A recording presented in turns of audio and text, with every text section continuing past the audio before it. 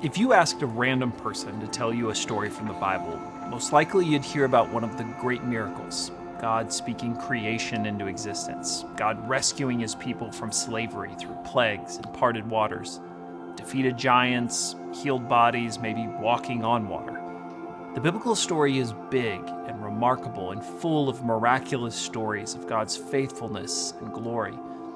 These stories are so impressive, it can be easy to feel like our unimpressive lives don't fit into the grandness of the Bible's story. I'm an average pastor with a wife and 2 kids and a dog and a car payment. How does this life fit into the vastness of the story of God and his people? I want to introduce you to a story about a woman named Ruth. Tucked between the pages of Israel's mightiest warriors and their most powerful kings is the simple story of an unnoticed and desperate woman. Ruth was not an Israelite. She wasn't born into the family of God. Instead, she was a Moabite, a neighbor of Israel's. Yet she found herself married to an Israelite husband.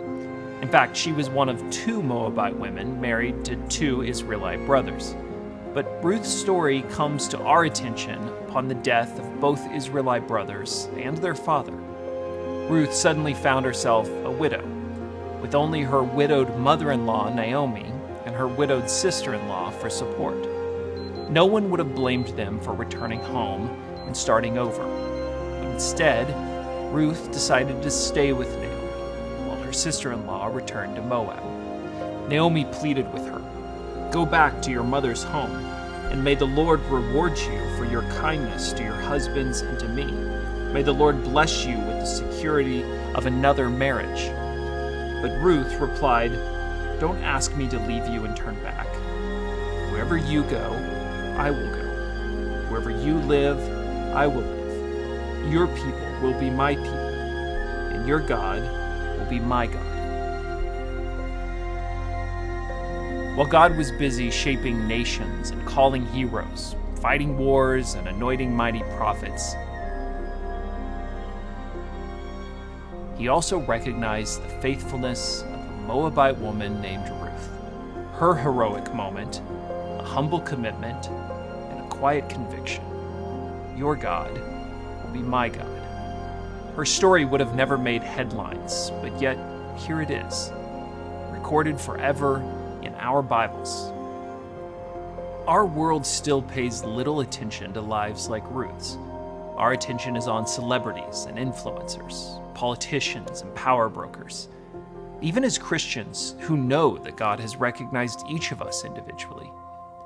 Yet we so easily assume that his best attention, interest, and energy is on the leaders and pastors most visible in the world, the noteworthy lives of faith: Abraham, Isaac, Jacob, Samuel, David.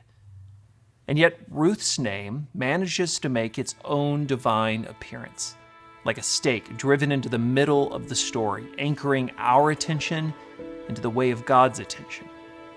His eyes are not distracted by flashing lights or massed crowds. He sees even Ruth in the rushing movement of his redemptive story. Ruth's story is told with deliberate patience. We watch as God intervenes and cares for her in life-changing ways. There's nothing too miraculous about her story, at least not in the way we tend to talk about the miraculous. But if you take your time with her story, there are signs of God's hand in almost every sentence. God welcomes her, provides for her, blesses her, sustains her, and lifts her head in hope. But God doesn't just pour out blessing on Ruth. He also uses her to bless so many around her. Ruth becomes not just a recipient of God's attention, but a channel by which God's presence becomes tangible to a whole community of followers. Ruth becomes a source of restoration, restored herself, but also a restoration to those she loved and cared for. Who would have predicted a widowed woman from a pagan nation would become the hero of an Israelite family? But then again, who could have predicted the ways God has and is using you to restore others? The miracle of God's presence and restoration doesn't erase the pain and struggle Ruth faced. Her story never slips into sentimentality or cliche. But in the attention of God, there is no life, no person too small or unnoticed to not taste of his miraculous restoration. It's as true today as it was then. No person slips between the cracks. No life goes unnoticed. God is the restorer of everyone who has experienced pain, fear, and hopelessness. God is the restorer of family and hope and life in ways none of us could have predicted. And for Ruth, that restoration all began with a simple willingness to press on by faith. Listen.